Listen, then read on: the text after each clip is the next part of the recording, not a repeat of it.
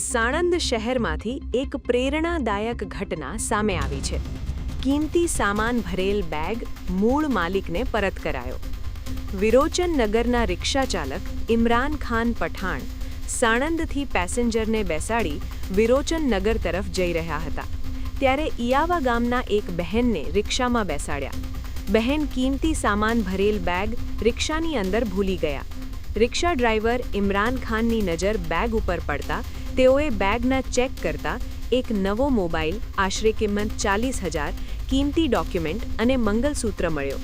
બીજા દિવસે રિક્ષા લઈને વિરોચન નગરથી સાણંદ તરફ જઈ રહેલ ઇમરાન ખાનની નજર ઇયાવા ગામ બસ સ્ટેન્ડ પર ઊભેલા એક બહેનને પૂછપરછ કરતા બહેને જણાવેલ કે કોઈ રિક્ષાની અંદર મારી બેગ ભૂલી દઈ છું।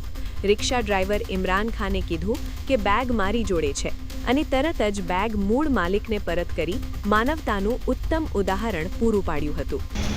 સારું, એમને જાતે જ બોલાવી મને કે બેગ તમારી અહીંયા પડી છે, લઈને જો એમ કીધું એટલે હું લેવા માટે। તમારી બેગની અંદર શું શું વસ્તુ હતી? મોબાઈલ છે, ડોક્યુમેન્ટ છે અંદર।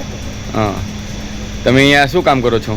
હું અહીંયા મારા બેનની ઘરે આવી હતી અને મોટી ઘરમાં કંપનીમાં કામ કરું છું।